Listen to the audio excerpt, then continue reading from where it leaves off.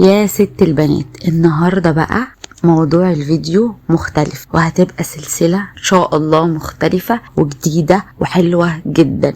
في السلسلة دي هشارك معاكم دروس في الحياة وفي الأنوثة وفي الجمال من ست عمرها أكتر من 80 سنة، قضت عمرها كله بتتعلم الستات عن الحياة والأنوثة وطريقة التفكير والتعامل مع النفس وحاجات تانية كتير. الست دي أجنبية، احنا هناخد اللي هيتناسب مع ديننا وإسلامنا. الكلام اللي هتسمعوه دلوقتي هو بسيط وواضح بس معناه كبير جدا، لأن الأنوثة مش شكل ولا لبس بس، هي طريقة تفكير وتعامل مع نفسك ومع اللي حواليك.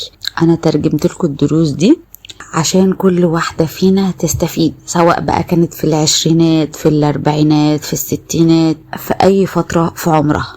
لو مهتمة تكوني أفضل نسخة من نفسك فكملي معانا الفيديو. وهاي شجر، ازيكم عاملين ايه؟ يا رب تكونوا بصحة وسعادة وهنا.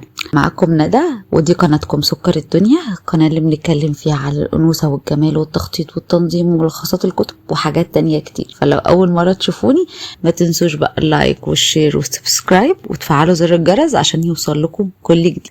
واكتبوا لي أسئلتكم واكتبوا لي رأيكم تحت في الكومنتات، اوعوا تنسوا. النهاردة جاية اتكلم معاكم في موضوع مهم قوي، هلخص لكم فيها نصايح ست عندها اكتر من 80 سنة، شافت وعاشت كتير في الدنيا، وعشان كده الكلام اللي جاي ده هو خبرة سنين طويلة. هقول لكم على حاجات اوعي تعمليها في حياتك ابدا. يمكن كل واحدة فينا هتكون عندها الليستة بتاعتها، بس ما فيهاش حاجة لما كلنا نستفيد من بعض. وعشان كده بقول لكم ان بعد ما تخلصوا الفيديو لو انتوا شايفين ان في حاجات تانية ممكن تضيفيها تفيد بيها غيرك اكتبوها تحت في الكومنتات. اول حاجة، اوعي تضيعي عمرك في التمني.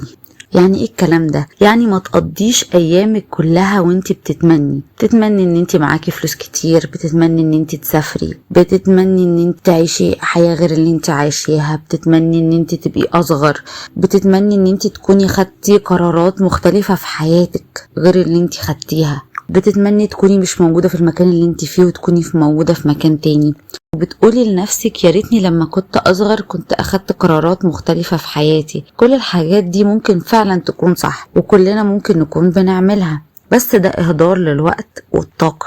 ما تقعديش تندمي على حاجات انت ما عملتيهاش او تندمي على حاجة انت عملتيها. خلاص اللي حصل حصل. لو عندك حلم او عندك حاجة محتاجة تعمليها قومي اعمليها دلوقتي، ايا كان بقى سنك، عمرك، ايا كان. خدي الخطوة وما تقعديش تتمني وتقولي يا ريتني كنت عملت، يا ريتني كنت سويت، كان المفروض اعمل كذا، كان المفروض يحصل كذا، لان ده اهدار كبير لطاقتك. وفي المرحلة دي في حياتنا احنا مش المفروض نضيع اي طاقة واي وقت خالص في ان احنا نقعد نندب وان احنا نندم. فاي حاجة ممكن كنت تعمليها وانت صغيرة انت تقدري تعمليها دلوقتي. عايزة تدرسي تقدري تدرسي في اي عمر، عايزة تحفظي قرآن تقدري تحفظي قرآن في اي وقت، عايزة تلعبي رياضة تقدري تلعبي رياضة في اي وقت. It's never too late. تمام؟ ما تقوليش انا العمر فاتني، ما تقوليش الوقت عدى، ما تقوليش مش هلحق. ناس كتير قوي قوي قوي نجحت وحققت نفسها وحققت ذاتها بعد سن 50. انتوا عارفين كنتاكي، مش بعمل سبونسر اعلان ولا حاجة وطبعا ده مقاطعة وكده، بس انا بتكلم على ان الراجل ده طول عمره كان فاشل. يعني مش فاكرة قصته بالظبط بس دي حتة كده بره. طول عمره كان فاشل في حياته واشتغل شغلانات كتير واترفد من شغلانات كتير وكده، وبعد سن 50 عمل البراند بتاعه اللي هو كنتاكي. ما فيش وقت معين لحاجة معينة، كل حاجة لسه في قدامنا فرصة ان احنا نعملها. طول ما احنا فينا النفس نقدر نعمل حاجة. ده الرسول صلى الله عليه وسلم كان بيقول ان لو يوم القيامة قام دلوقتي وانت عارف ان خلاص القيامة هتقوم خلاص حالا، ولو في ايد واحد فسيلة فليزرعها، يعني لو في ايدك زرعة صغننة اغرزها. يا انتوا بتقول ايه؟ ده القيامة هتقوم، ده مفيش حد هيعيش على الارض. لا، ملهاش علاقة. ده الرسول صلى الله عليه وسلم بيفهمنا ان احنا مفيش وقت، يعني مفيش وقت معين لحاجة، ما نحسش ان احنا اتأخرنا، ما نندمش. اي حاجة تقدر تعملها حتى لو طالما فيك النفس اعملها، ما تقولش الوقت اتأخر والوقت عدى وانا كبرت ولا الكلام ده خالص. اوكي، فدي اول نقطة مهمة جدا.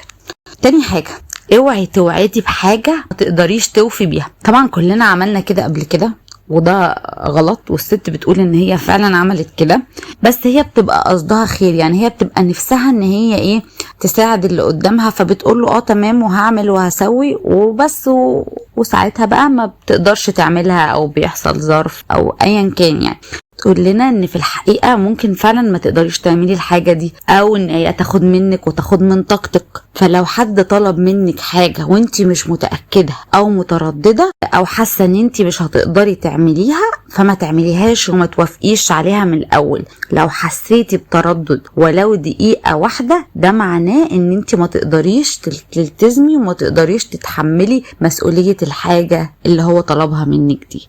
فما تلتزميش بحاجة وما توفيش بحاجة انتي مش هتقدري تعمليها، وما فيهاش حاجة ومش قلة ادب ومش اي حاجة انك تقولي لا انا مش هقدر اعمل الحاجة دي. فيهاش حاجة خالص وما فيهاش اي احراج وما فيهاش اي حاجة، بس مش هقدر اعمل الحاجة دي، ما عنديش وقت اعملها، مش في استطاعتي اي حاجة. طالما مش هتقدري تعمليها يبقى قولي لا وارفضي بالشياكة وما تضغطيش نفسك. اوكي. تالت حاجة، اوعي تخبي حبك. لو بتحبي حد ما تقوليش اكيد هم عارفين ان انا بحبهم، فليه لازم اقول لهم ان انا بحبهم؟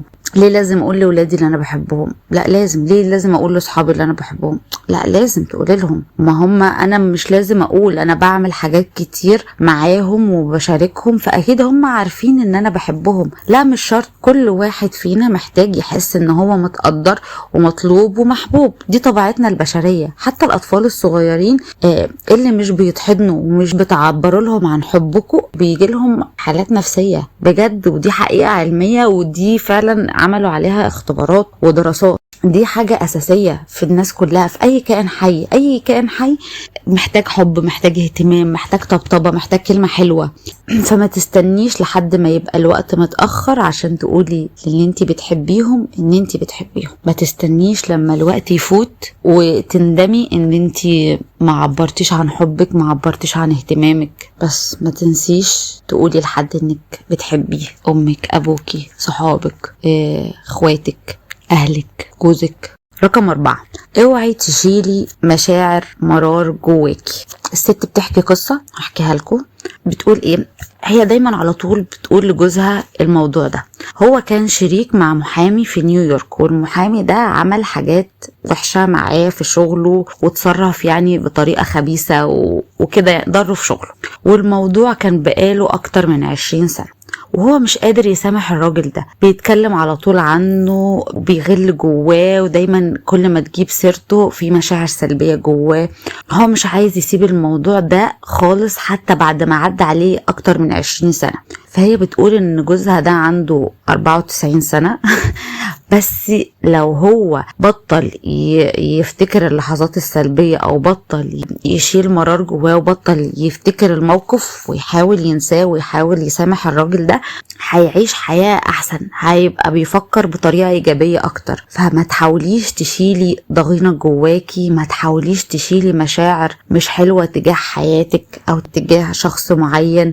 دايما حاولي تلاقي حاجة ايجابية تمحي المشاعر السلبية دي. كل واحد في حياته عنده شخصية بتضايقه بتنغص عليه حياته. حكيت لكم قبل كده قعدت فترة 2 تقريبا، دي انا مش الست.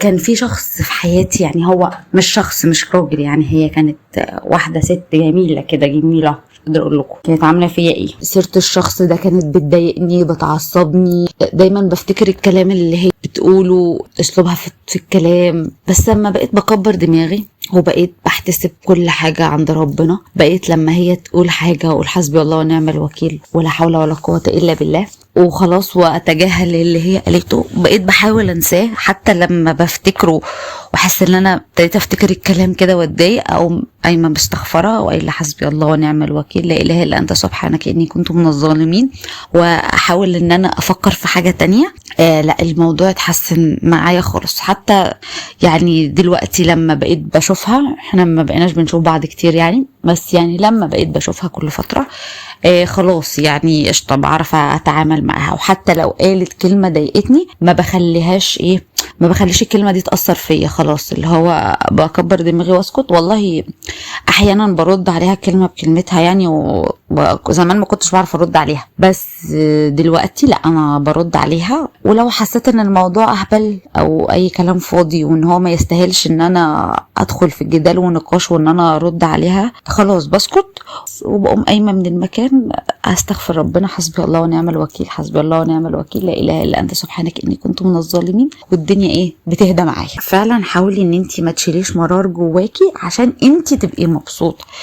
ودايما كنت بقول لنفسي انا دلوقتي متضايقه منها او متضايقه من الموقف، متضايقه من الكلام اللي هي قالته، بس هي ولا فاكره الموقف ولا فاكره الكلمه اللي هي قالتها لي، وعايشه حياتها ومبسوطه وبتخرج وبتتفسح وبتروح وبتيجي، وانا اللي قاعده متضايقه ومكتئبه وبعيط ومحبوسه في البيت عشان الكلمه اللي هي قالتها لي دي. طب وليه يعني انا اللي ابقى واخده كلام في دماغي وفي جنابي، وانا اللي ابقى زعلانه ومقهوره ومحبوسه وهي عايشه حياتها ومنطلقه؟ طب ليه اعمل في نفسي كده؟ وزعلي ده وقهرتي دي مين هيدفع ثمنها؟ معلش يعني السكر والضغط والقلب والحاجات دي لما هي تجيبها لي مين هيعالجني؟ هي هتيجي تعالجني؟ هي هتيجي تقول لي انا اسفه معلش حقك عليا انا اللي كنت السبب؟ لا طبعا ولا في دماغهم اصلا. فحاولي ان انتي ما تشيليش حاجة جواكي، حاولي ان انتي تكبري دماغك، حاولي ان انتي ما تفتكريش الموقف، وزي ما قلتلك استعيني بربنا في المواقف اللي زي دي. ولو حد بيستفزك قوي حاولي ما تنزليش مستواكي لمستواه، ما ترديش عليه كلمة بكلمتها عشان برضو ما تغلطيش نفسك. 5 حاجة، اوعي تتجاهلي احساسك الداخلي. احساسك لو انتي متواصلة مع نفسك ولو انتي فاهمة نفسك كويس قوي، فلازم ان انتي تصدقي احساسك وتصدقي الصوت اللي جواكي. حاولي ان انتي تدربي نفسك.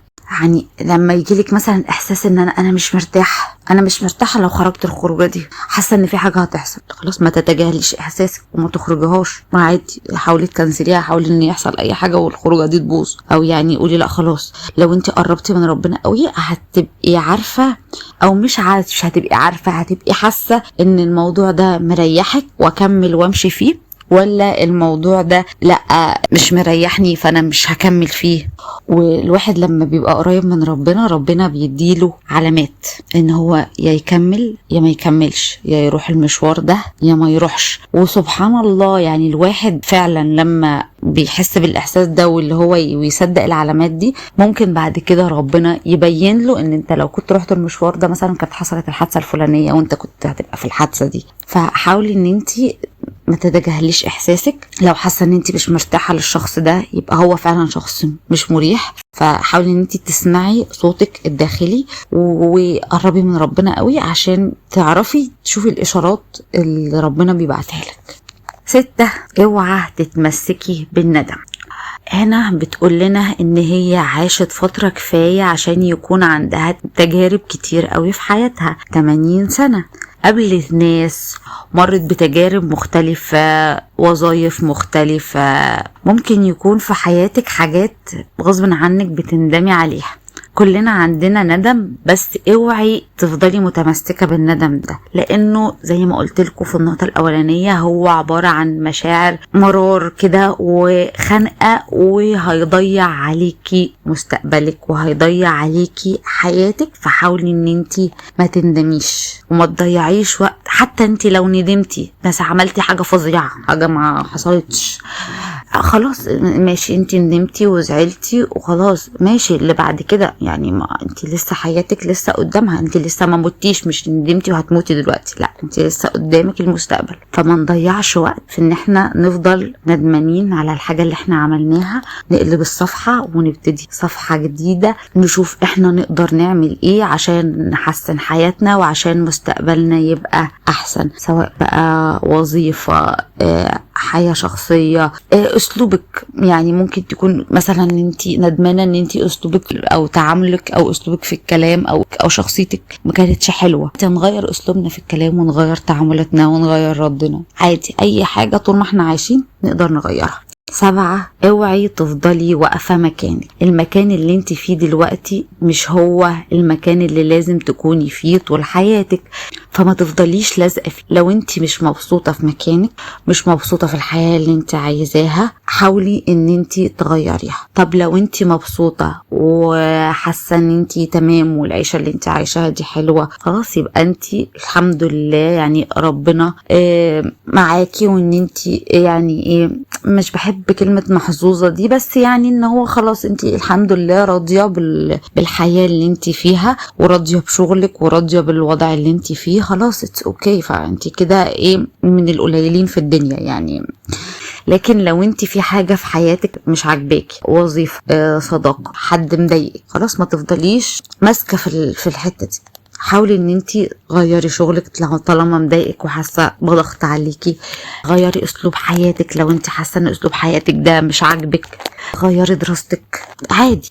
It's never too late. ما تفقديش الامل خالص في التغيير. هي طبعا الست منها عندها 80 سنة، فهي بتتك قوي على النقطة دي، وهي ذكرتها بكذا طريقة في كذا نقطة مختلفة، ان انت تقدري تتغيري في اي وقت. ما فيش حاجة في حياتنا ثابتة. لما تبصي في حياتك في الاول لحد الاخر، انت مريتي بحاجات كتير مختلفة، حاجات كتير قوي في حياتك اتغيرت.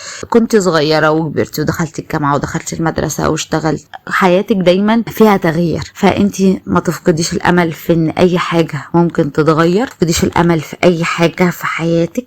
شوفي الظروف اللي انتي مريتي بيها في حياتك، شوفي انتي كبرتي قد ايه، في ايام حلوة ايام مش حلوة. فحاولي ان انتي ما تفضليش واقفة مكانك. مش دايما تقولي انا محبوسة، ما فيش امل، هقدر اعمل حاجة. لا، انتي كده بتهدري طاقتك في الفاضي، تهدري طاقتك في الندم وفي الكآبة وفي السلبية. لكن لو حاولتي طاقتك ان انتي تعملي حاجة وتبتدي تغيري حياتك بخطوات بسيطة، ببيبي ستيبس، حياتك هتبتدي تتغير. فاستخدمي الطاقة السلبية والكآبة اللي عندك دي عشان تعملي لستة للحاجات اللي انتي ناوية تغيريها في حياتك. تامن حاجة هي بتقولها لنا، وانا قلتها لكم في كذا فيديو قبل كده: اوعي تبطلي ان انتي تطوري من نفسك وتثقفي نفسك. مش عشان خلصتي دراستك او ما درستيش يا ستي خالص فان انتي خلاص كده حياتك انتهت. مش عشان مثلا خلصتي دراسة وخلصتي جامعة يبقى انتي كده خلاص مش هتدرسي تاني ومش هتتطوري تاني ومش عايزة تعرفي اي حاجة. لا، ما توقفيش عن فتح عقلك لحاجات جديدة، سواء كانت بقى بالقراية، بالفيديوهات، بان انتي تتعلمي مهارة جديدة، لغة جديدة، تاخدي كورسات، تحفظي قرآن، تعلمي تجويد. المهم انك دايما دايما دايما توسعي حياتك وتوسعي عقلك وافاقك. مش لازم تكون حاجات كبيرة قوي، يعني مش لازم تروحي تاخدي كورس برمجة، بس لو عايزة تاخدي كورس برمجة خدي كورس برمجة، بس انا بتكلم يعني مش لازم. تعلمي، اقري في اي حاجة، اقري في سيرة ذاتية لاشخاص تانية.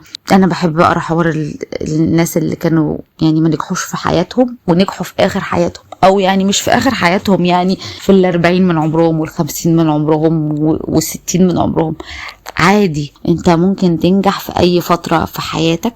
اقروا السيرة الذاتية بتاعت الناس دي، اقروا السيرة الذاتية بتاعت الانبياء والصحابة، هتنبسطوا بيها جدا. يعني انا طول عمري ما قريت اللي هي بتوع عباس العقاد، اللي هو عبقرية محمد وعبقرية ابو بكر، القصص دي، فبسمعهم دلوقتي كتب صوتية، لا حلوين جدا جدا جدا يعني. فاسمعوا سيرة ذاتية، هتتعلموا كتير قوي قوي. اسمعوها او اقروها. ممكن تتعلمي او تقري عن تاريخ بلد معينة، اي بلد انتي بتحبيها، تاريخ حاجة معينة، فيديوهات عن الموضوع ده، فيديوهات مالية اليوتيوب.